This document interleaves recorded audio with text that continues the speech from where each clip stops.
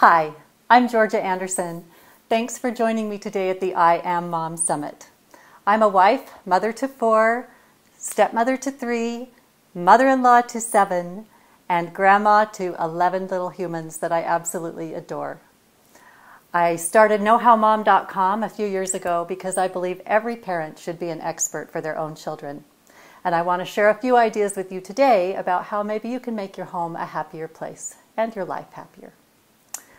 So I want to start off with a little story about me. I grew up here in Salt Lake City. I went to William Penn Elementary School.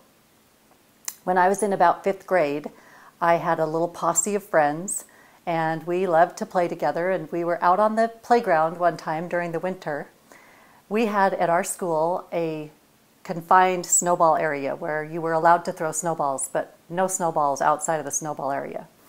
Well, life was pretty good for me in 5th grade.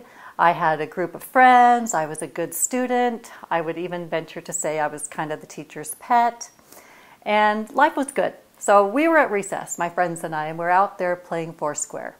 And the posse of boys that always used to kind of tease and torment us came up. One of them picked up a snowball and chucked it at my friend. Well, my immediate reaction was to reach down, grab a chunk of snow, and of course the guy is running down the playground, and I just chucked that snow as far as I could toward him because I was going to get him back. It didn't hit him. I missed, and I hit a visiting photographer at our school and his camera. My immediate reaction was to flip around and start playing Foursquare again with my friends. Well, a few minutes passed and someone came up and tapped me on the shoulder and said, "You need to come to the office." So I went into the office and I was sat down and was asked by the assistant principal, "Did you throw that snowball?" I looked him straight in the eye and said, "No." We're going to have a little bit more on that story later. First, I want to talk to you about discipline and what is discipline. I feel like discipline is inexorably linked to personal responsibility. So I want to talk about what is responsibility, and I have a little chart here to help me out. First of all, I think that responsibility is, number one, being responsible for our obligations. Sometimes you have to do things you don't want to do. You may have to do your homework or your chores or attend a social function you're not super excited about. Get along with someone who maybe annoys you. Number two, responsibility is doing what the situation calls for. So responsible people, they tend to solve problems or do the right thing without being asked or having to be given too much direction. For a child, that might look like cooperating with a babysitter or standing up for a friend who's being bullied. Number three, being responsible looks like accepting your responsibilities. Given the advantage of having responsibility, why would we avoid it, right? We like having control, but why was I unable to fess up when I was called on it for my behavior on the playground? Well, I'll tell you why I wasn't able to fess up.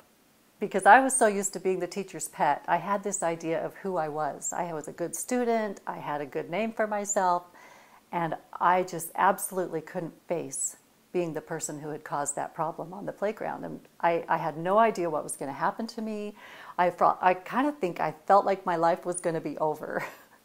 I didn't understand what the consequences were going to be and how that would affect my life.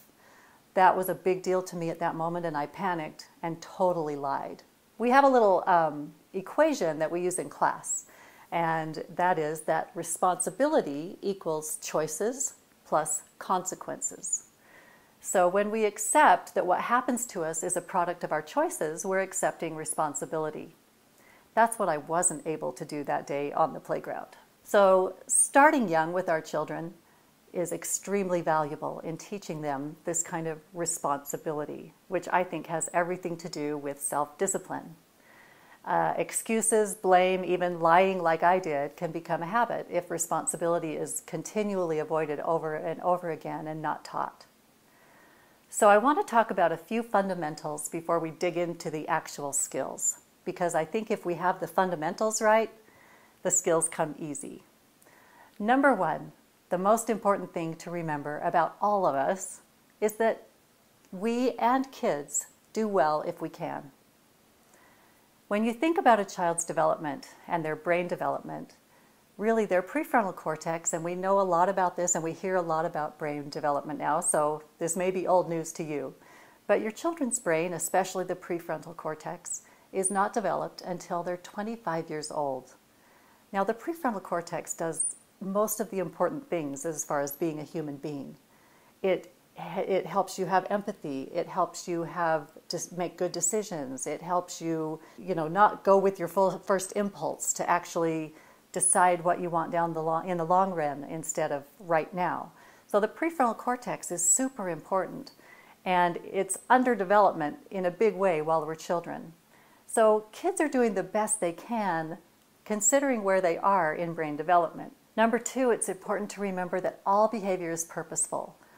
Our responsibility as parents is to help our children toward the goal of independence, to fly the nest and be responsible. Our intention throughout their lives should be to teach. Okay, and we're going to talk about the difference between teaching and punishment, or between discipline and punishment. Teaching it comes from the word disciple, and discipline comes from that. So discipline means to teach. Punishment means to hurt. How do we discipline without punishing? Have you ever been punished? I know I can remember being punished on occasion. Maybe, and we do it with our kids sometimes, right? We scold them, we lecture them, we are demeaning to them, we talk down to them. We may withdraw affection because we're so upset. All of those things are perceived as punishment, and they feel like punishment. I think all of us can remember feeling that way at one time or another in our lives. Another heart of the matter when it comes to teaching responsibility and self-discipline is understanding problem ownership. In my classes, this is one of the most valuable things that parents tell me that they learn. It really is a game changer. By ownership, I mean who owns the responsibility for solving the problem or handling a situation, the parent or the child. This differentiates parents from being a teacher and a dictator or a helicopter parent. So I want you to think right now of a situation where you are struggling with a child and be very specific about it. One situation that kind of gives you grief and you feel maybe hurting your relationship with that child. And I want you to think about that problem and who should own the problem, the child or you.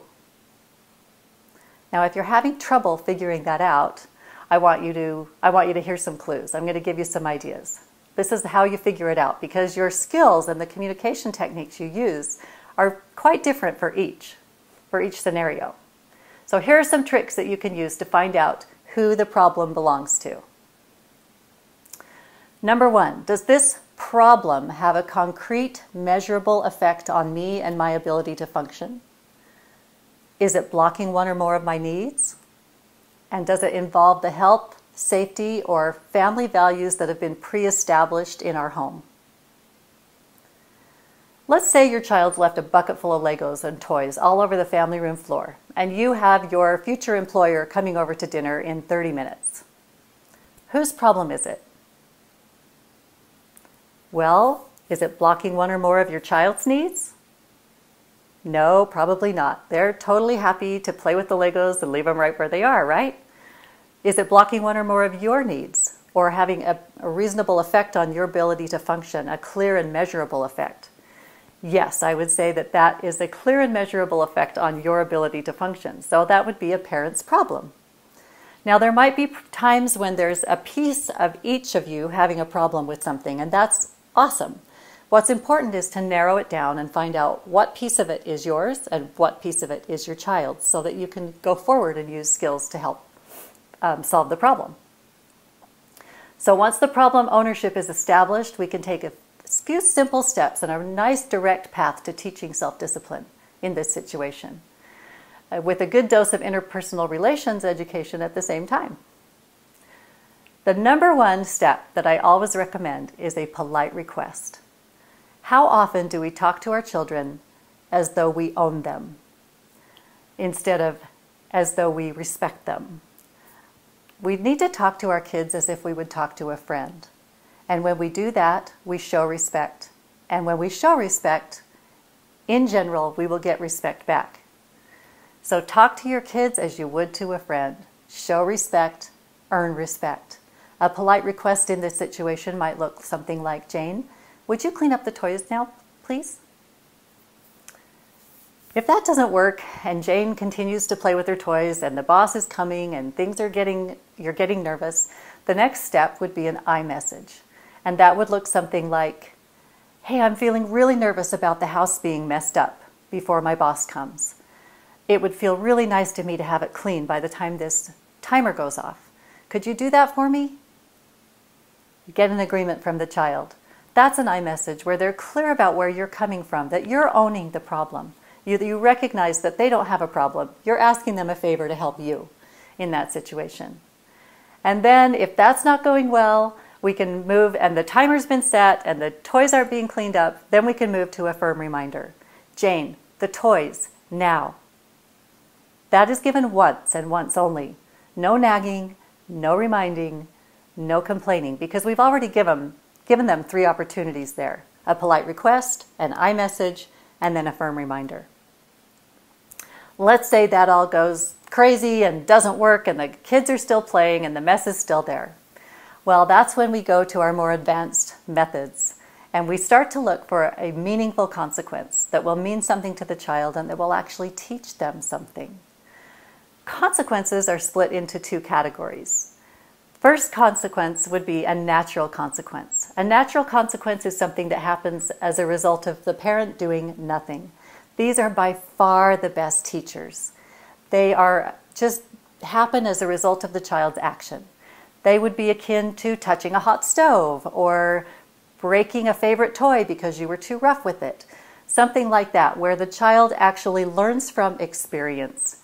These are fantastic teachers, and we want to let them happen whenever possible, where the parent can step out of the way and let the child learn, and then be there as a support for the child when things don't go as they hoped, and then give them hope for the future. Sometimes that's not possible. The Legos on the floor are not going to have any natural consequence for the child at that point, so we have to come up with a logical consequence. These are a little bit tougher for the parent because you have to be creative and you have to think very clearly and logically about how to relate this consequence to the behavior that the child is displaying. So they need to be closely related to the misbehavior, they have to be easily enforced, and small consequences actually work just as well as tough ones, by the way, so baby steps are great in this area, and they need to be as respectful as possible. So let's say we have to go to a logical consequence, and the boss is coming immediately. Well, logical consequences always work better if they're accompanied by a choice. After all, we're trying to teach children self-government and making choices by themselves as an adult, right? So we want to always be thinking about consequences when we're designing consequences. What's life going to look like for them down the road? How can I help this look like adult life and help them learn how to be an adult? So we're always given choices and options, usually as an adult, so we want to try to give that as a child. So let's think about trying to encourage a behavior of this child to pick up their Legos. We can give them an either-or choice, which is when we're trying to extinguish a behavior, when we're trying to stop a behavior, or we can give a when-then choice to try to encourage a behavior. So let's start with the either-or choice, which would not be my option in this scenario, but it may be in another one. Let's pick a new scenario. Say your child is coloring on the wall with their crayons or on the couch. Every parent's nightmare, right? And it just seems to happen to all of us at least once or twice. An either-or choice in this situation might look something like, either you color on the paper or we'll have to put the crayons away. Now let's get back to our Legos because we're going to talk about a when-then choice. This is a great scenario for when we're trying to encourage a behavior. We could say, when the Legos are put away, you can go downstairs with the babysitter and have popcorn and a movie. That would be one example. If the child chooses not to cooperate at that time, the parent could simply pick up the Legos themselves and say, I'm sorry you chose not to pick up the Legos today. I hope next week when the Legos come back out, in other words, the Legos are going away for a week, you will choose to pick them up when it's time. So that's just an example of a logical consequence. Hopefully you can always incorporate a choice with that logical consequence. Even with all the skill building and planning and practice, things aren't always going to go perfectly. Tops will be blown, tempers will flare. Sometimes we just have a different temperament than our child and we find ourselves in a power struggle with them, or we're too much alike and we seem to be at odds way more often than we want to be. When you find yourself in this situation where you're having blow-ups with your child on a regular basis, I want to encourage you to use your temper instead of losing your temper. Let your temper, your anger, give you good information. That's what anger is for. It's a call to action. So first of all, here's a couple of ideas. First of all, pay attention to your physiology. A racing heart is a signal that you're about to go on a repeat of a bad interaction or something negative is about to happen. It's an alert to your body and your brain. Use it as such instead of going on autopilot. Here are a couple of things you can do. So pay attention to your physiology. Is your heart racing? Are you starting to feel foggy? That's a red flag. Stop at this moment and notice the trigger. What is triggering this event? Is it the child who left Legos on the floor, or is it actually that there are Legos on the floor? I'm going to suggest that it's probably that there are Legos on the floor.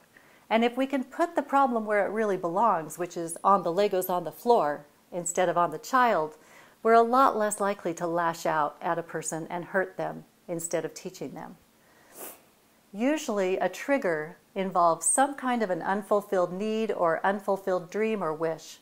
If you really dig deep into these situations, it usually has something to do with a need, something like a need for order, a need for control, a need for freedom, a need to be heard, a need for acceptance. There are all kinds of unmet dreams and wishes that usually involve us blowing our tops. And recognizing those things and really putting them in their place and putting a name to them is very powerful. Powerful for us and for our relationships with our kids. How much more effective is it to share that wish or that need with a child than to lash out at them for doing something wrong, especially when they are smaller and less developed than you are? The third step to help with our anger is to act to self-calm, to actually physically do something that will help you self-calm. Now, when you're in a rushed situation and you have a lot going on, sometimes that has to be as simple as a breath. And I encourage you to become strong and fast at learning how to use your breath. A nice deep breath in all the way to your belly and fully exhaling your air 3 to 5 times or more, if you have time for it, is actually really powerful when you have an immediate situation you have to deal with. Of course, if you have some time where you can take a good break and go out for a run or read a book or do whatever it is you do to calm your physiology down, that's good too. Then come back to the situation and deal with it. Sometimes the breath is all you've got. But number 3 is important. Act in some way to self-calm. Get your heart rate down so that you can use your prefrontal cortex to solve the problem. Number 4 is to allow yourself to problem solve or change your way of thinking. This involves baby steps.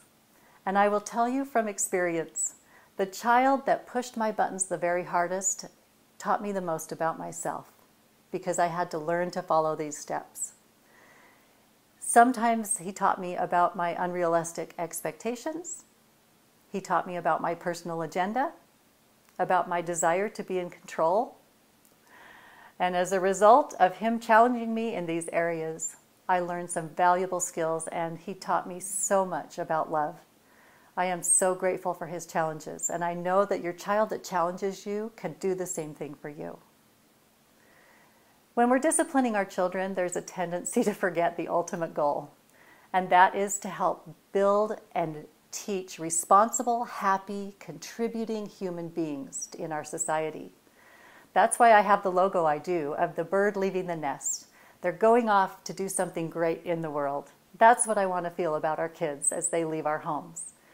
In order to do this, our kids need to hear what's going right more than they hear what's going wrong. And so remember that discipline, especially after you've corrected a child, is very important to catch them being good. See if you can't notice even more than usual the things that they're doing right, and then put it in an iMessage. I noticed, hey, I noticed you got in the car before I did to leave for school today. Hey, I noticed the way you stood up for your sister. I felt so good about that.